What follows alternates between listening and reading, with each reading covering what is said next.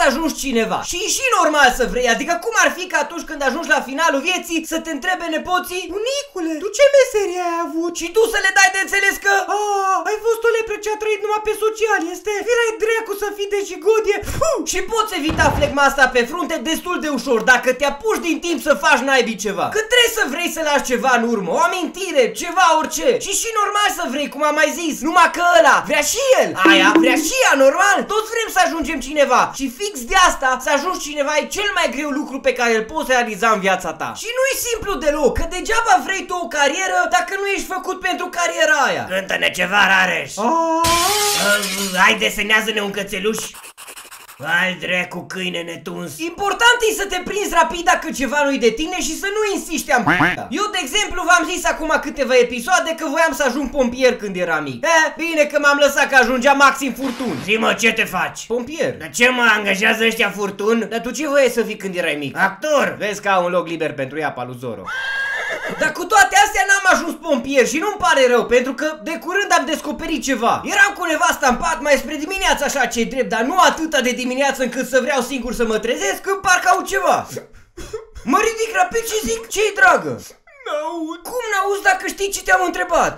Îți mă joc de mine. Ce? Păi ziceți voi de nu era corectă întrebarea mea. Cum îmi zici că n-auzi dacă mă auzi când te întreb, pentru că nu înțeleg cum nu mă auzi? Eu așa ceva n-am. Să dormi liniștit în pat, să te trezești cu urechea murată de la perna pătată de lacrimi și la finalul unei discuții în care nici nu știi de ce a intrat și nici ce s-a întâmplat, tu să fii de vină. Lasă-o p***a. Mă rog, zic, cum n-auzi dacă mă auzi? Mi-am fundat urechea. Bine, hai, pune-te aici că aduc un bețigaș de urechi. Nu.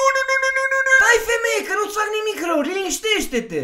Dacă faci ceva mai rău, mă supăr și mai tare. Dar stai un pic, eu nici până în faza asta n-am vreo vină. O convin cumva să stea liniștită și îi zic: hai, pune capul aici. Pune ea capul, o inspectez eu, marele doctor bețigaș, vă dați seama, și o întreb: no, cum e? Se ridică, stă o secundă, își dă cumva o palmă peste ureche și... Ce-i? Să mor de mai înțeleg ceva. Ce-i? E fundat-o și mai tare. Cum mai tare dacă oricum n-auzeai? Auzeam încet și acum nu mai aud nimic. Dar liniștește-te că mergem la spital. Nu. În fine, o convin cumva să mergem, ne urcăm în mașină și îi dăm spre spital. Pune un pic locația pe Waze. Nu pot. Dar ce stai în halul ăsta? N-aud. Eu înțeleg că n-auzi, dar n-are o gară poziția asta cu remediu. Dat că aparai. Na, nu pot să contrazic. Și plecăm către spital ghidându-mă așa, după ureche. V-ați prins, a? Ajungem la urgență, intrăm în sala de așteptare, stăm ce stăm, eu stresat să nu fie ceva grav, ia cu lacriminoc și gâtul strâmb. La un moment dat îmi pierd și eu răbdarea și zic: bă, dar nu ne bagă nimeni în seamă aici. Dar hop că văd o doctoriță în partea cealaltă a coridorului. Să rămâna, îs cu soția, nu... n-aude, știți? Draga mea, hai să vadă doamna doctor. Aici preluăm doar urgențe. Ce? Urgențe, domnule, urgențe. Și să fii surd nu-i urgență? Domnule, n-am timp. Doamna, n-aude, ați înnebunit? Cum n-aude? Puile, spune-i doamnei că n-auzi. N-aud. Cum n-aude dacă ne aude? Da, adevărat, asta nici eu n-am aflat încă. Nu preluăm decât urgențe. Dar n-aude. Ba da, aude. Nu, n-aude. Ba da, am auzit eu că aude. Dar mai terminați. Vedeți? Aude. Nu, simte scandalul. Interesant, vedeți? Ce să văd? Că aude. Nu, aud că aude poate. Mă luați la mișto? No, nici vorbă. Vă rog, am treabă. Doamna aude slab cu o ureche. Domnule, nu-i urgență. Pentru mine ui. Nu ne ocupăm cu dopuri de ceară. Păi și unde să merg? Pe bune? Doamna e surdă de o ureche. N-am înțeles nici astăzi ce însemna o urgență. Habar n-am, trebuia să vin cu urechea într-o pungă, cu un picior de cal înfipt în ambele urechi. Habar n-am, dar vă zic sincer că mi-era tare milă de ea. Nu-i tocmai ok să fii surd de o ureche și să și afli că asta nici măcar nu e o urgență. Îi zic: stai liniștită, draga mea, că rezolvăm noi. Cum rezolvăm? Și fie vorba între noi, habar n-aveam. Uite, au la farmacie conuri care cică topesc topurile de ceară. Bine, hai să ajung la farmacie și să rămână. Aveți ceva conuri care elimină ceara din urechi? Bă, și mi întrinde aia un fel de trompetă, mâncavaș. Doamnă, dacă îmi bag asta în ureche să mor de nu-mi surzești și vecinii. Se aplică în ureche, perpendicular pe sol, flacără orientată în sus. Ce zice asta? Ce flacără? Puneți conul în ureche, îi dați foc și când arde 3 sferturi îl stingeți. Doamnă, sunteți sigură? Da, e cu miere de albine, foarte bună alegere. Dar mâncați conuri de astea? Și să aveți mare grijă. Să nu poftească albinele în drum spre casă, nu? Să aveți grijă cu părul lung. Mă rog, nedumerit ajung acasă și zic nevestei. Deci trebuie să-i dăm foc. Ce?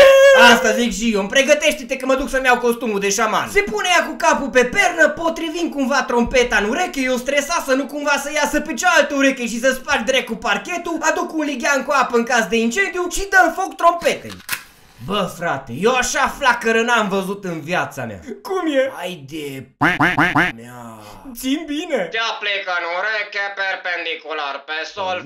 Nu-i bine. De ce? Pe sol, hai pe jos. E bine. Flacără orientată în sus. Ce are, frate, aia e proastă? Flacăra oricum numai în sus stă. Ești surd? Și când arde 3 sferturi îl stingeți. 3 sferturi de ce? De oră? Rares! Flacăra tău creștea. Da, hai, gata. Dar asta e pătrim. Sferturi. Ce ai zis, mă? Să vezi ce suferi tu. Numai sferturi. Păi și eu ce-am zis? Pătrimi. E același lucru. Flacăra tău mai mare. Hai, gata. Mă, omule, asta e pătrim. Sferturi. Și de unde naiba să știu? Bă, și trompeta aia parcă devenea torță, să nebunezi de nu. Gata, stinge-o. Stai să ardă. Stinge naibii trompeta că luăm foc. Ea era liniștită pentru că nu vedea că avea deasupra capului dita mai focul de tabără. Dar eu mă simțeam zici că eram la ceva incantații. Hai, las-o drecu de trompetă, stinge-o. De-i gata. Apar n-am stinge naibii trompeta că luăm foc. O ajuns la 3 pătrimi. Dar chiar nu-mi pasă, femeie, scoate naibii trompeta din ureche. Bă, fraților, nu exagerez când vă zic că au fost cele mai lungi 2 minute din viața mea. Toate scenariile posibile erau în mintea mea. Ia foc casa și ajungem să locuim în ligheanul cu apă de lângă noi. Sau ia foc capul, aici nu m-am putut gândi mai departe, înțelegeți și voi motivele. Nu mai zic că era și varianta, nu se mai stinge trompeta și trebuie să o arunc dreacu pe geam, cade naibii pe un copil cu bicicletă, ăla în flăcări merge la bunica sa care stă în casă de paie, ia foc satul, orașul, mea, deja eram în punctul în care chiar credeam că voi regreta toată viața că i-am dat foc la trompeta aia. O ajuns la 3 pătrimi. Dar las-o naibii de matematică, stinge femeie trompeta! Și n-am mai stat să răspund, am luat eu torța în mână și am scufundat-o în lighean. Nu mai puteam, era mult prea mult pentru mine. Simțeam deja cum peste mii de ani se va vorbi despre mine că am distrus planeta cu o trompetă cu miere. Acest om în 2025 aproape a pus capăt planetei Pământ cu o trompetă cu miere. Wow! Ce n-au reușit războaiele, a reușit un prost. Deci după experiența asta cu focul, decizia de a nu mă face pompier nu o regret și acum înțelegeți și voi motivele. Nu-i de mine cu focul, nu mă bag. Și stați că fie vorba între noi, culmea că după toate astea o întreb și eu. Ia zi, e mai bine acum? Zim ceva. Tocmai ți-am zis ceva. E mai bine acum? Tot aud. Dar chiar nu înțeleg de unde atâta panică că ai 2 urechi. Vă dați și voi seama că incendiam planeta și puneam capăt omenirii și după dopul de ceară era Cileanu în continuare.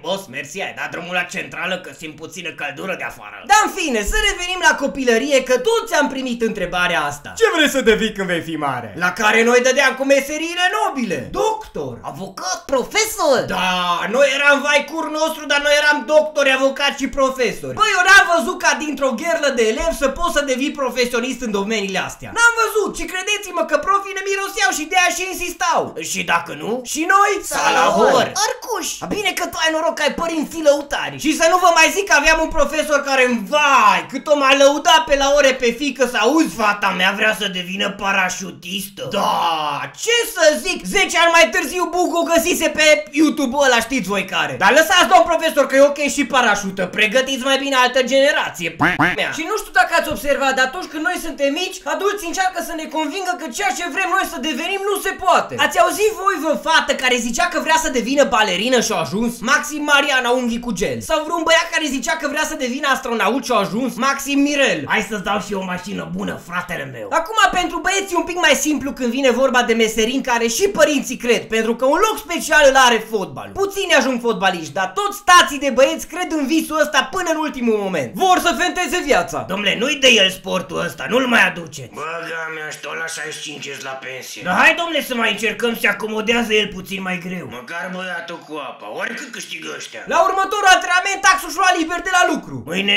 aș vrea să-mi iau liber. De ce? Are fiul meu meci de fotbal. Că nu poate merge singur. Tu crezi că stau aici până la 65 de ani? Oricum, dacă ești băiat, sunt foarte sigur că măcar o dată în viața ai sperat și tu că vei ajunge nou Messi, nou Ronaldo. Bine, poate ai sperat tu sau poate mai mult taică-tu. Tu crezi că stau aici până la 65 de ani? Și normal să visezi la bani Buni femei și faimă, majoritatea băieților visează asta. Acum, poate v-am mai zis, poate nu, dar eu la școală mă plictiseam grav. Eram sătul de aceleași glume care durau o pauză, după care iar începea monotonia și iar simțeam cum explodez de nervi în bancă. Îmi trebuia ceva, o prostie mai mare, care să dureze, să-mi dea un scop în viață, după cum ziceam. Bucirele, mă plictisesc grav, trebuie să facem ceva. Facem, prințule, dar hai să o gândim bine. Și visul ăsta cu fotbalul era fix de ce trebuia noi să ne legăm, pentru că pentru băieți nu conta în ce formă fizică erai. Visul oricum exista. Și lăia bun la fotbal, și lăia bun la, mă rog, la altele. Dar cui o facem? Păi rămân Bucu și Clanță. Bucu știe și el că visul de a deveni fotbalist l-a ocolit de mult. Rămâne Clanță. Hai să-l facem să creadă că a fost selectat pentru naționala de fotbal american a României. Păi există așa ceva? Cum să existe? Ești mai prost ca Clanță. Și am zis, bă, trebuie să pară cât mai credibilă toată treaba. Deci hai să împărțim în școală niște pliante prin care să anunțăm cumva că va avea loc în școală o campanie anonimă de selectare a elevilor talentați de către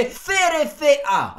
Adică Federația Română de Fotbal American. Și cum adică anonim? Adică noi anunțăm că agenții federației vor sta ascunși în școală tocmai ca elevii care sunt talentați să nu simtă presiunea. Tot planul ăsta trebuia să implice cât mai puține persoane, așa că eu cu Bucirel am început să facem pliante cu evenimentul care va urma. Bă, fii atent, aici mai jos scriu că școlile în care au fost împărțite aceste pliante, conform unei analize a federației, prezintă potențial crescut pentru recrutare de talent. Și tu crezi că înțelege Clanță cuvintele astea? Dar tu crezi că fotbaliștii înțeleg cuvintele din contractele pe care le semnează? Adevărat și asta. Și mergem la tipografie. Sărmâna de pe stick 100 de pliante, vă rog. Ne ajung? Dar vrei să chemăm tot județul? Trec câteva zile și îmi dau întâlnire cu Bucirel la 7:30 în fața școlii. Bun, 50 tu? 50 iau eu. Și începem să împărțim pliante. Acum nu mă întrebați pe unde am pus. Oriunde vedeam o clasă liberă, pac intram, pac lăsam pliante, pac ieșeam. Subtil așa încât să nu ne vadă prea multă lume.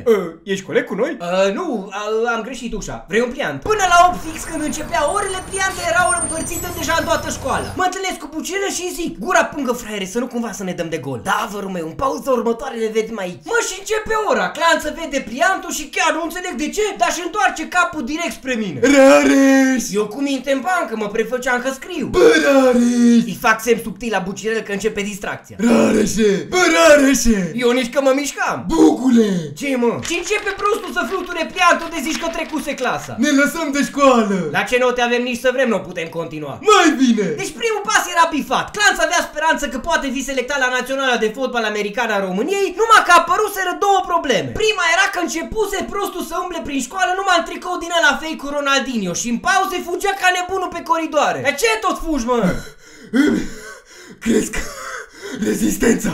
Și cei care ați purtat măcar o dată în viață un tricou de fotbal știți ce miros apare când transpiri într-un tricou de ăla. Gândiți-vă că lui era și fake. E rău de tot. Cei care vă știți că aveți probleme, vă rog să aerisiți clasa. Da, mă, da, numai că tot ăla care are probleme nu știe care. O să vă zic eu o poveste și despre asta. Și încă ceva. El care până nu de mult avea părul lins cu salivă, dintr-o dată începuse să se tundă cu linii și stele. Bă, ce trec figurile astea de fotbalist pe tine? Nu mai am mult. Să ce? Să ne lăsăm de școală, Bucule. Cariera de sportivi de noi. Faci mișto de mine? Nu mă uite. Din partea Federației Române de Fotbal American. Din partea cui? Dașcă de-aia nu înțeleg. Bă, tu-ți dai seama. Să ajung să joc la... La ce, că n-ai văzut un meci de ăsta în viața ta, terminatule? Taci! Rugăm elevii care vor primi scrisoare din partea unității de învățământ să facă tot ce pot pentru a-și demonstra capacitățile sportive. Dar tu de unde știi? Citesc pliantul, boule! Da, cu alte cuvinte, la următoarea oră de sport trebuie să rup topurile. Da, pare că nu va fi ușor, pare un proiect serios. Bă, voi puneți botul la vrăjeala asta? Bucule, e normal să creadă, e tot ce eu rămas. Clanță nu a fost niciodată bun la școală și nici nu va fi. Păi și el la sport? Poate fi. Acum trebuia să facem cumva ca scrisoarea oficială din partea federației să ajungă la el într-un mod cât mai credibil. Fii antenă.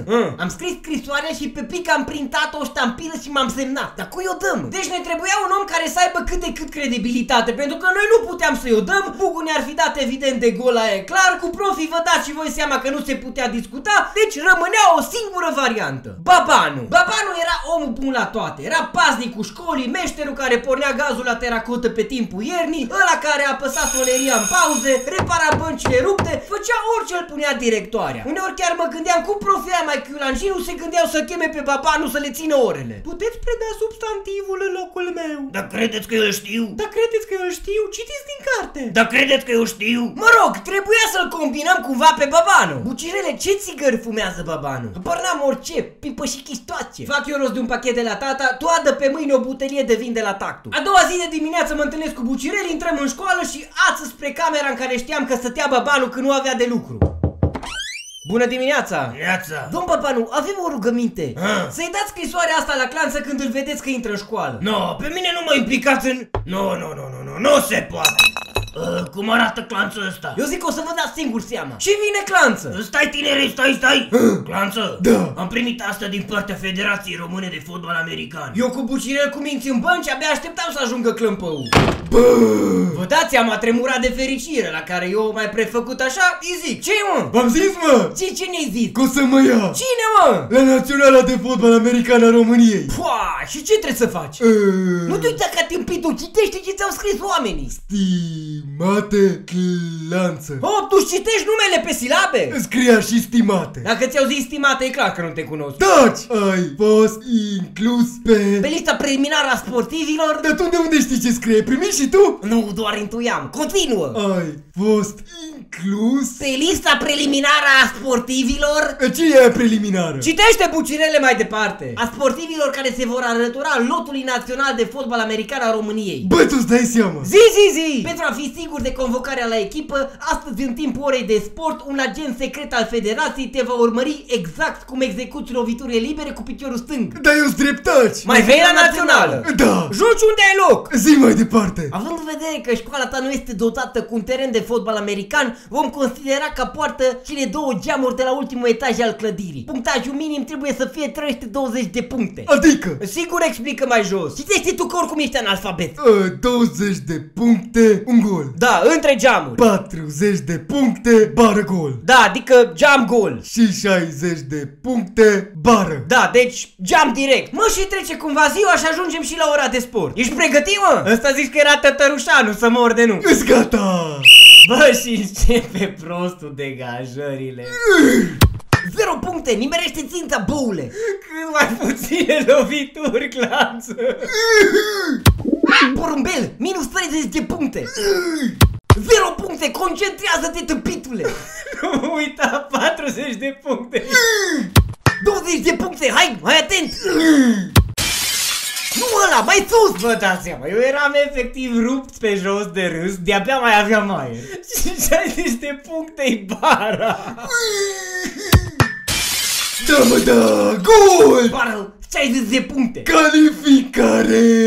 Dar nici n-apuc să mă bucur că apare directoarea de după geam în cavaș. Voi trăi la direcțiune! Fai de p***a mea. Și în drum spre directoare mi se părea foarte ciudat că numai eu eram îngrijorat. Bă, dar voi nu realizați că am pus-o? Mie nu-mi pasă că oricum plec. Unde să pleci, prostule? La națională. Și tu, mă? Eu revin, mă duc la toaletă. Mă rog, intrăm în birou și ne ia asta. Vă scap nota la purtare, golanilor!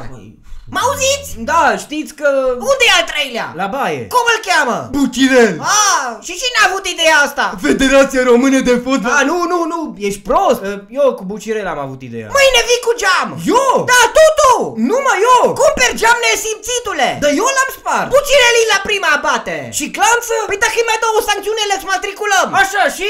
V-am mai zis acum câteva episoade că Bucirel mână în mână cu profi. Seara eu singur în școală. Alo? Da. Eu am ajuns cu geamul, veniți să-l montăm? Și ca să fii sigur că nu ratezi următoarea poveste, apasă butonul de like, abonează-te și activează notificările. Follow pe Insta rareș.molnar. Și Ceatu mă întreabă, unde-i câinele? Unde-i câinele? Și încearcă și povestea asta, sigur o să-ți placă. Răspund la toate comentariile. Ole!